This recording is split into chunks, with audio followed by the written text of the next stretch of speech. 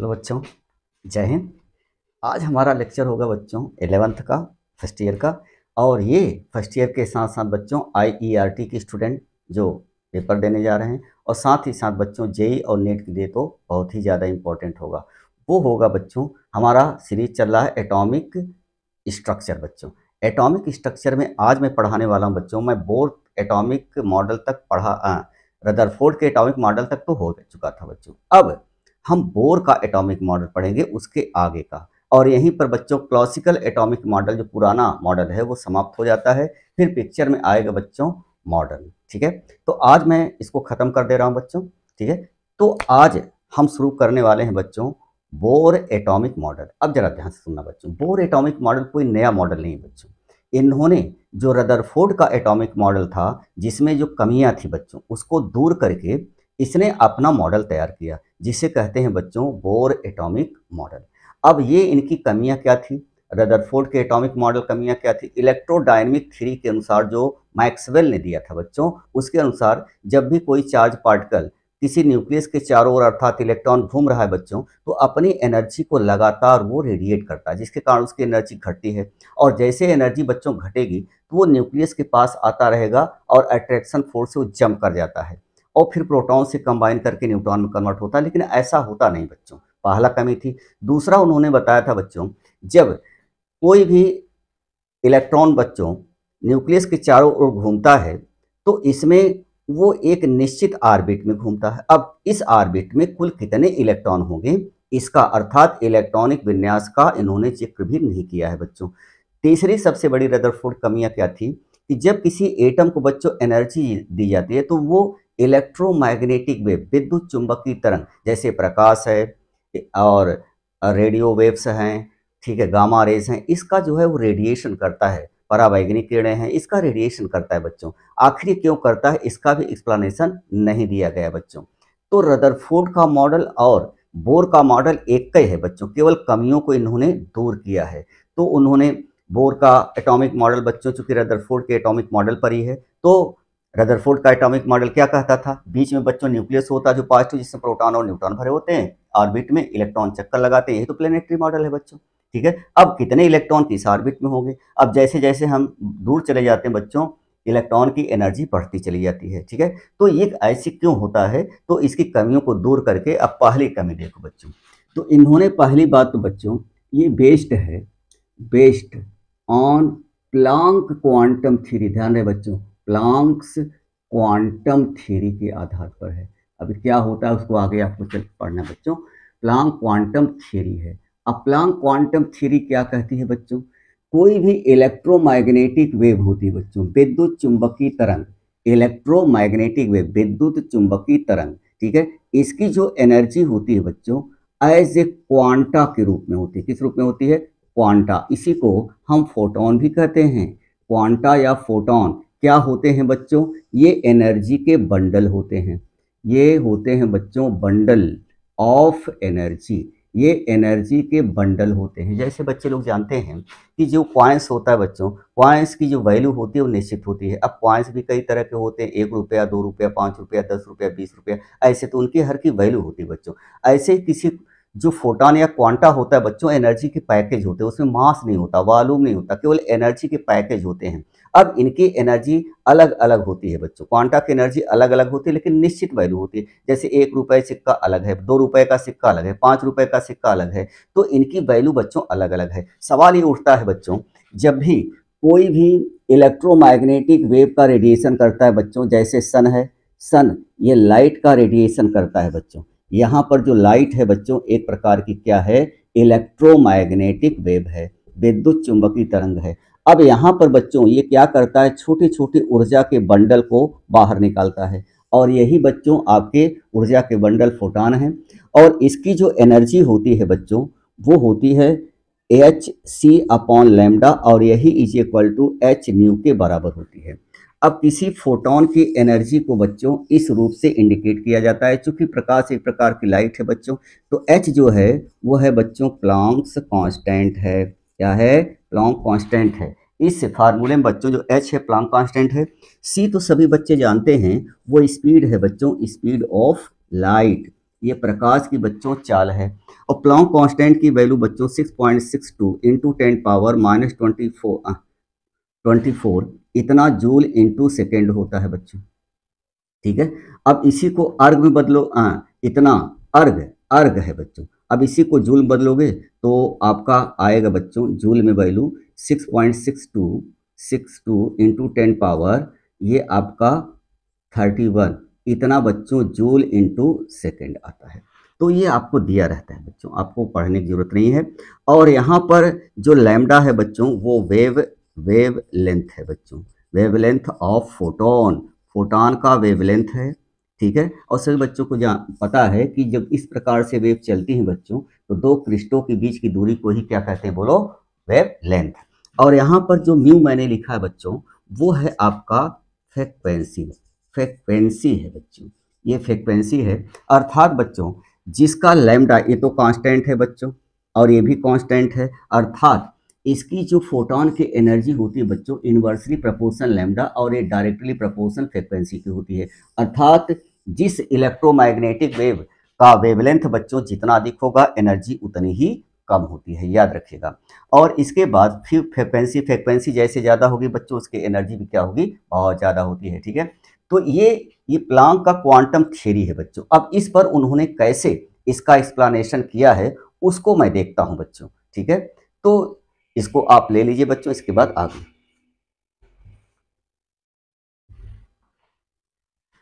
यहां पर -30 ले लीजिए बच्चों।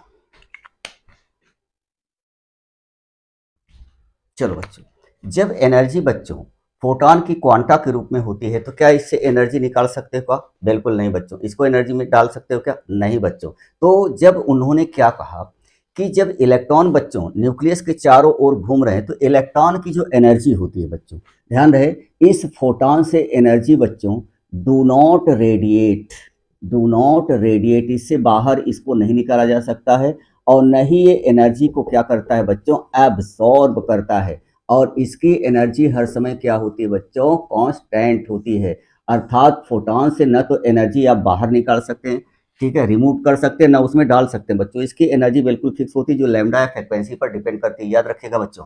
और यहाँ पर उन्होंने क्या कह दिया, पहला एक्सप्लेनेशन था बच्चों जो रदरफोर्ड का मॉडल था, तो यहाँ पर मैक्सवेल के सिद्धांत के अनुसार बच्चों इसके अनुसार तो गिर जाना चाहिए, लेकिन ऐसा होता नहीं है बच्चों। अब इन्होंने क्या कहा कि जो इलेक्ट्रोडायनेमिक थ्योरी है बच्चों जिसे मैक्सवेल ने दिया था, इसके अनुसार जब भी कोई पॉजिटिव चार्ज या इलेक्ट्रॉन है बच्चों घूम रहा है तो एनर्जी का रेडिएशन करता है और जिसके कारण वो न्यूक्लियस के पास आकर गिर जाता है। लेकिन बच्चों ऐसा होता नहीं। अब इसका एक्सप्लेनेशन बोर ने कैसे किया है जरा देखो बच्चों। तो जो एनर्जी होती है बच्चों, एनर्जी ऑफ इलेक्ट्रॉन, इलेक्ट्रॉन की जो ऊर्जा होती है बच्चों ये प्रेजेंट होती है, प्रेजेंट एज क्वांटा, क्वांटा के रूप में प्रेजेंट होती है बच्चों, क्वांटा या फोटोन के रूप में प्रेजेंट होती है। और विच डू नॉट रेडिएट और एब्जॉर्ब एनर्जी बच्चों, जिससे न तो एनर्जी का रेडिएशन हो सकता है, न तो बाहर निकाला जा सकता है और न ही उसका क्या हो सकता है बच्चों, एब्जॉर्प्शन। तो आप खुद सोचो, जब भी कोई न्यूक्लियस है बच्चों और जब ये न्यूक्लियस है इसके चारों ओर इलेक्ट्रॉन घूम रहा है बच्चों, तो इसकी एनर्जी तो निश्चित हो गई। जब इसकी एनर्जी बच्चों, एनर्जी क्वांटा के रूप में आ गई तो ये तो एनर्जी के बंडल होते हैं, इनकी एनर्जी निश्चित हो गई बच्चों। अब क्या ये रेडिएट करेगा क्या? नहीं बच्चों। क्या एब्जॉर्ब करेगा? नहीं बच्चों। तो इससे फोटोन जो है, जब इसका इलेक्ट्रॉन की एनर्जी फोटोन के रूप में होती है तो अपने एक निश्चित ऑर्बिट में घूमता रहता है विदाउट रेडिएशन ऑफ एनर्जी। और ऐसे यहाँ पर बच्चों ये एनर्जी का do not radiation, do not radiate, ये ऊर्जा का बच्चों उत्सर्जन नहीं कर सकता, इसलिए इट मूव, ये घूमता है बच्चों इन फिक्स्ड ऑर्बिट, ये फिक्स्ड ऑर्बिट में क्या करता है बच्चों, घूमता रहता है। जब फिक्स्ड ऑर्बिट में घूमता है तो इसी फिक्स्ड ऑर्बिट को हम कहते हैं बच्चों stationery orbit, stationery orbit, stationery orbit. Stationery orbit का मतलब उस इलेक्ट्रॉन का अपना जो निश्चित ऑर्बिट है उसी को हम स्टेशनरी ऑर्बिट कहते हैं। तो पहला जो दोष था बच्चों रदरफोर्ड का, जो कि इलेक्ट्रॉन को तो गिर जाना चाहिए लेकिन इलेक्ट्रॉन गिरता नहीं है, तो बोर ने उसको एक्सप्लेन किया on the basis of Planck quantum theory. उसने बताया कि इलेक्ट्रॉन की ऊर्जा किस रूप में होती है, किस रूप में होती है, फोटॉन के रूप में। तो फोटॉन एनर्जी के बंडल होते हैं, उससे एनर्जी निकाली जा सकती है, उन्हें दी जा सकती है। तो क्या इलेक्ट्रॉन रेडिएट करेगा एनर्जी? नहीं बच्चों। क्या न्यूक्लियस के पास आएगा? नहीं बच्चों। तो एक निश्चित दूरी बना करके वो घूमता रहता है और एक उसी कहते हैं बच्चों स्टेशनरी ऑर्बिट। तो पहला जो दोस्त था बच्चों रदरफोर्ड का, वो तो डाउन हो गया, अब खत्म हो गया उन्होंने। अब दूसरा जरा देखो बच्चों, अब उसने कहा क्या था, ध्यान है बच्चों, किस ऑर्बिट में कितने इलेक्ट्रॉन हो सकते हैं, अर्थात इलेक्ट्रॉनिक विन्यास का कोई जिक्र रदरफोर्ड ने नहीं किया है बच्चों। अब बोर ने उसकी सिद्धांत को एक्सप्लेन किया है, कैसे जरा उसको भी देख लो। ले लीजिए पहले इसका स्क्रीनशॉट।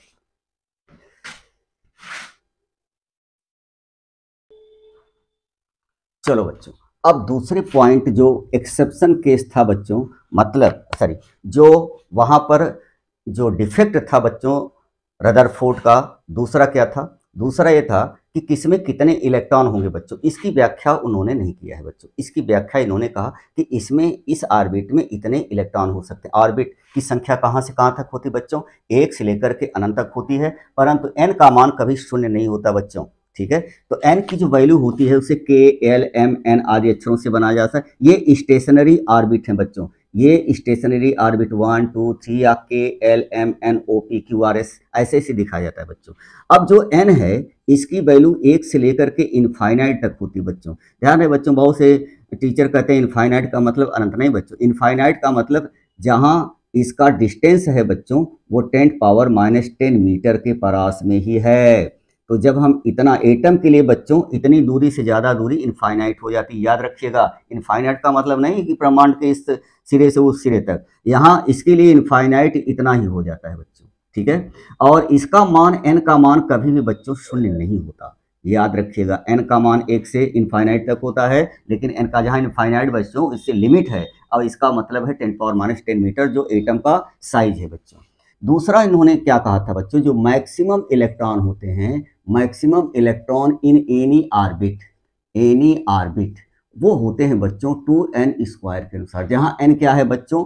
n सेल की संख्या है। अगर n इज इक्वल टू 2 है बच्चों, 1 है, तो इसमें 2n² के अनुसार क्या होंगे बोलो? 2 1 का स्क्वायर करोगे बच्चों तो आएगा 2 इलेक्ट्रॉन। अर्थात पहली ऑर्बिट में कितने इलेक्ट्रॉन हो सकते हैं? 2। तो ये पहली ऑर्बिट है बच्चों, ये देखो इसमें 2 इलेक्ट्रॉन हो गए। और n इज इक्वल टू 2 है तो दूसरी ऑर्बिट है बच्चों, तो यहाँ पर इसी के अनुसार रखोगे तो 2 और 2 का स्क्वायर करोगे बच्चों 8 इलेक्ट्रॉन। अर्थात इसमें कितने इलेक्ट्रॉन हो जाएंगे बच्चों? 8। और अगर n इज इक्वल टू 4 है 3 है, तो इसके अनुसार रखोगे बच्चों, तो 2 और 3 का स्क्वायर करोगे तो 18 इलेक्ट्रॉन आएगा। अर्थात इसमें कितने होंगे बच्चों? 18 इलेक्ट्रॉन। और अगर n इज इक्वल टू 4 है बच्चों, तो इसके अनुसार आप करोगे तो 2 इंटू 4 का स्क्वायर बच्चों, तो ये 32 इलेक्ट्रॉन आएगा। मतलब इसमें कितने होंगे बच्चों? 32 इलेक्ट्रॉन। इसी प्रकार से अगर n इज इक्वल टू 4 है बच्चों, तो इसमें करोगे तो 50 इलेक्ट्रॉन आएंगे। अगर n इज इक्वल टू 5 है बच्चों, हाँ 5 है, और ये n इज इक्वल टू 6 है, तो इसमें 72 इलेक्ट्रॉन ऐसे आते रहेंगे।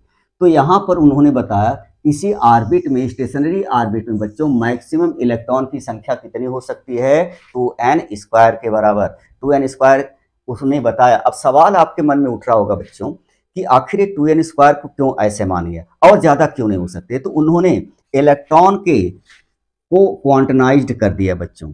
तो जो नंबर ऑफ इलेक्ट्रॉन होते हैं बच्चों, number of electron in any orbit, किसी कक्षा में जितने इलेक्ट्रॉन हो सकते हैं बच्चों, ये कंट्रोल्ड होते हैं बच्चों बाय एंगुलर मोमेंटम बच्चों, एंगुलर मोमेंटम, कोणीय संवेग मोमेंटम बच्चों,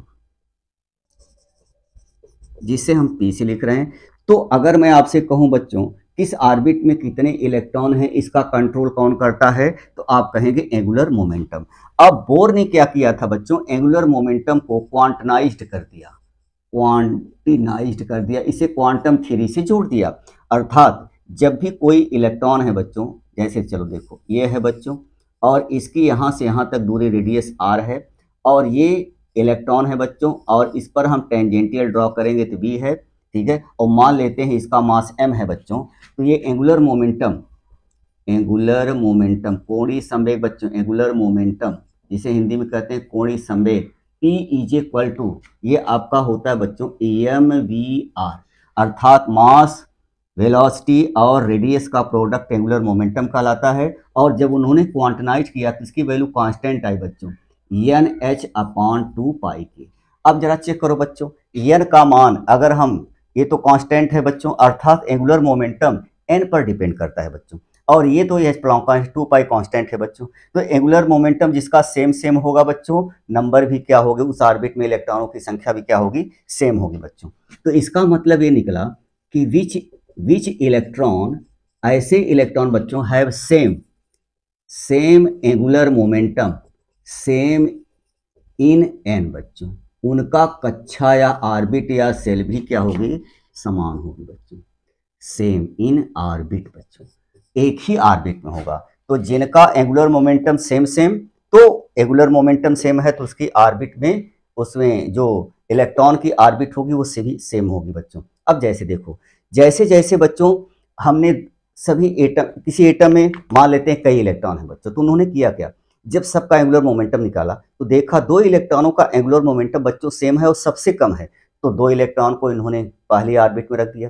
फिर देखा कि 8 इलेक्ट्रॉनों का एंगुलर मोमेंटम बच्चों सेम आ रहा है, ठीक है, लेकिन 2 इलेक्ट्रॉनों से अधिक आ रहा है, तो उसको दूसरी ऑर्बिट में 8 इलेक्ट्रॉन हो गए, मतलब 8 इलेक्ट्रॉन का एंगुलर मोमेंटम सेम है पूरे एटम में बच्चों, ठीक है। तो दूसरी ऑर्बिट, ऐसे ही इन्होंने देखा कि 18 इलेक्ट्रॉन ऐसे हैं बच्चों जिनका एंगुलर मोमेंटम सेम है लेकिन 8 वालों से अधिक है, इसलिए तीसरी ऑर्बिट में। तो कहने का मतलब बच्चों कि एंगुलर मोमेंटम जिस एटम का सेम होता है उसकी ऑर्बिट भी सेम होती है। तो इस प्रकार से उन्होंने इलेक्ट्रॉन कितने कितने होते हैं उसको आइडेंटिफाई किया, जो रदरफोर्ड नहीं कर पाए थे। बोर ने इसको एक्सप्लेन करके बच्चों दिखा दिया। अब तीसरा ऑब्जेक्शनल पॉइंट जो था कि अब हम उसकी चर्चा करेंगे बच्चों, क्या था कि जब भी कोई एटम को बच्चों एनर्जी दी जाती है तो वो इलेक्ट्रोमैग्नेटिक वेव, विद्युत चुंबकीय तरंग, जैसे प्रकाश, परावैंगनिक किरणें और रक्त किरणें, इंफ्रारेड, अल्ट्रावायलेट, ठीक है, तमाम तरह के विद्युत चुंबकीय तरंग को निकालता। आखिर क्यों निकालता है, बोर ने उसको एक्सप्लेन किया था बच्चों, जबकि रदरफोर्ड मॉडल में ये एक्सप्लेनेशन नहीं मिलता बच्चों।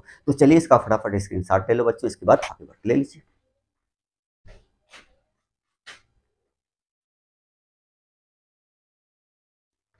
चलो बच्चों, तो रदरफोर्ड का अगला डिफेक्ट क्या था बच्चों, जब भी एटम को एनर्जी दी जाती है तो वो एटम इलेक्ट्रोमैग्नेटिक वेव का रेडिएशन क्यों करता है, इसका एक्सप्लेनेशन तो नहीं मिलता। अब बोर ने उसको एक्सप्लेन किया बच्चों, कैसे जरा देखो। मान लेते हैं बच्चों आपके पास ये एक एटम है, ध्यान देखना बच्चों, ये एक एटम है, इसका न्यूक्लियस है, इसमें तमाम तरह की ऑर्बिट है बच्चों, ये स्टेशनरी ऑर्बिट हैं, n1 है बच्चों, n2 है, n3 है। अब इसकी एनर्जी मान लेते हैं n1 है, n2 है बच्चों, n3 है। ध्यान से देखना बच्चों, अब जैसे जैसे दूर चले जाते हैं बच्चों वैसे वैसे इनकी एनर्जी इंक्रीज करती है, अर्थात एनर्जी का जो ऑर्डर होगा बच्चों, E1 की एनर्जी कम होगी, E2 की एनर्जी और ज़्यादा, E3 की एनर्जी और ज़्यादा, E4 की एनर्जी और ज़्यादा, इस प्रकार से बढ़ता चला जाता है। जैसे इलेक्ट्रॉन बच्चों न्यूक्लियस से दूर चला जाता है एनर्जी बढ़ती चली जाती है।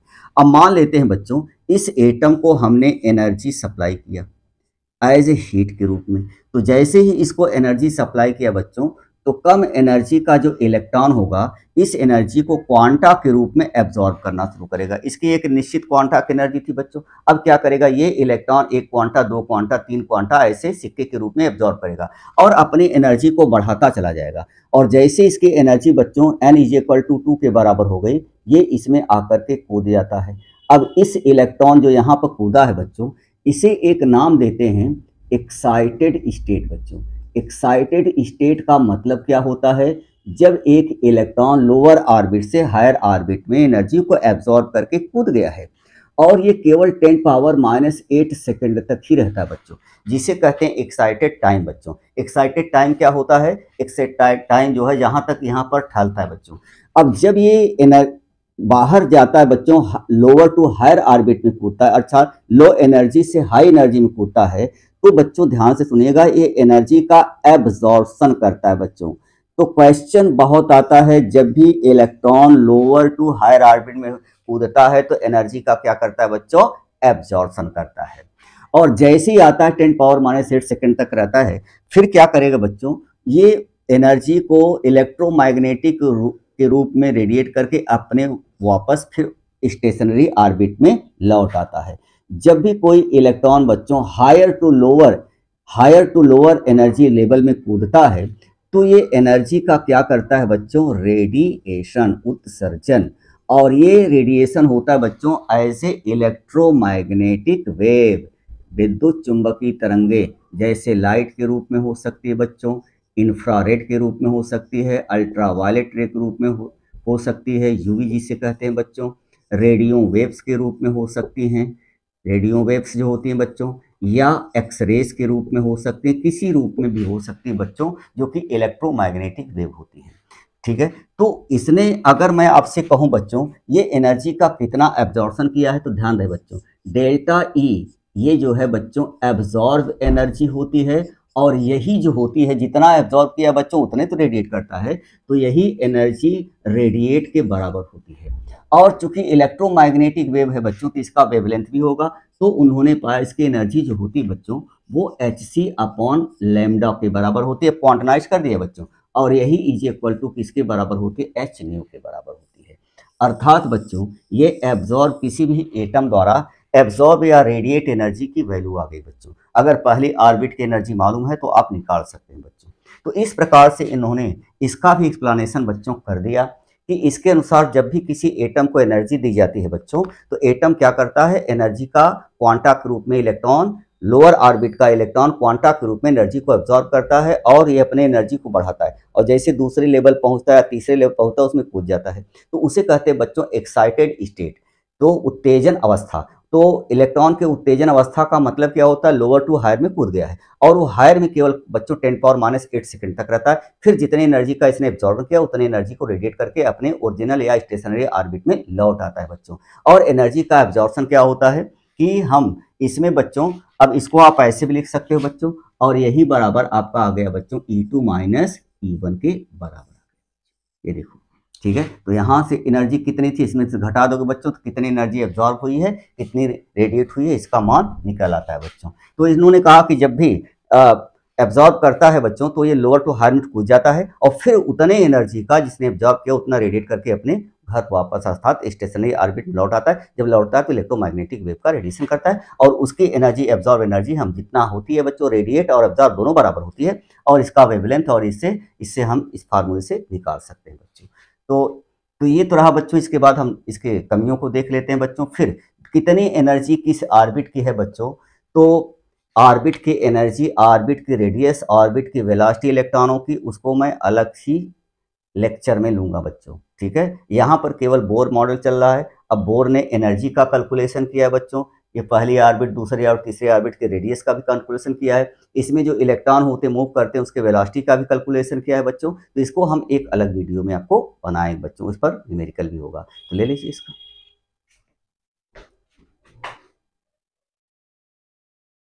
चलो बच्चों, अब बोर का एटॉमिक मॉडल कहाँ तक सही है बच्चों, ये आता है लिमिटेशन में। तो पहला लिमिट हो जाता है बच्चों, बोर का एटॉमिक मॉडल उसी के लिए सत्य होता है जिसमें केवल ओनली एंड ओनली एक इलेक्ट्रॉन पाए जाते हैं, चाहे वो एटम हो बच्चों, चाहे वो आयंस हो। तो इसके लिए बच्चों विच हाइड्रोजन एंड हाइड्रोजन स्पीसीज के लिए लागू होता है बच्चों। इसमें केवल कंटेन बच्चों ओनली 1 इलेक्ट्रॉन बच्चों।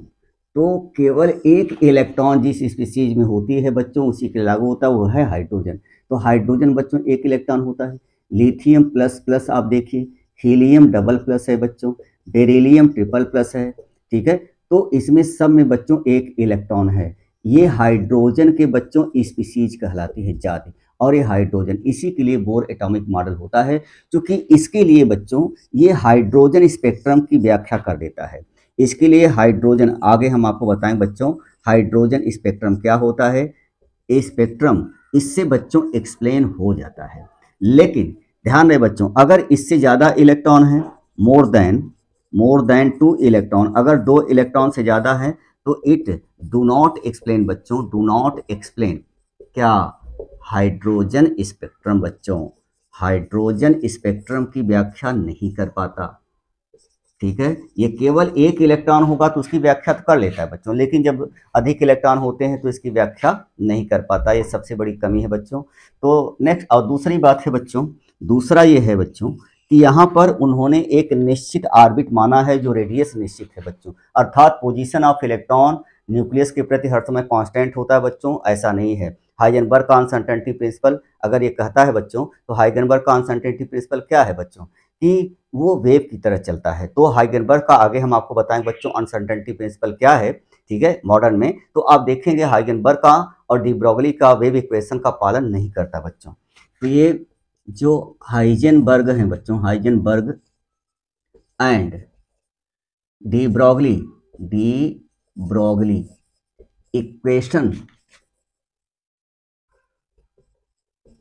कैन नॉट एक्सप्लेन बच्चों, ये इसको एक्सप्लेन नहीं करता है। अर्थात यहाँ पर अगर देखें बच्चों तो इनका मानना था कि पोजीशन हर समय इलेक्ट्रॉन की बदलती रहती है, तो क्या उसकी एक कोई निश्चित रेडियस होगी क्या बच्चों? नहीं। क्या उस इलेक्ट्रॉन की कोई निश्चित एनर्जी होगी? नहीं बच्चों। चूंकि न्यूक्लियस क्या निश्चित वेलोसिटी होगी? नहीं। तो उन्होंने कैलकुलेट तो किया सब सच्ची सच्ची वाला बच्चों, लेकिन जब बाद में देखा गया तो इसमें डिफेक्ट है बच्चों, कमियां हैं। ठीक है, तो ये तो रहा बच्चों रदरफोर्ड के सॉरी बोर के एटॉमिक मॉडल का दोस्त बच्चों। बस आज की मुलाकात यहीं तक बच्चों। नेक्स्ट टाइम पर हम आपको जो आपका इसका एनर्जी का कैलकुलेशन किए हैं, रेडियस का कैलकुलेशन किए हैं नम, ठीक है, तो उस पर हम आपको बताएंगे बच्चों। इसके बाद ये खत्म हो जाएगा, फिर हम आपको मॉडल की तरफ मूव करेंगे बच्चों। बस आज की मुलाकात यहीं तक बच्चों। जय हिंद।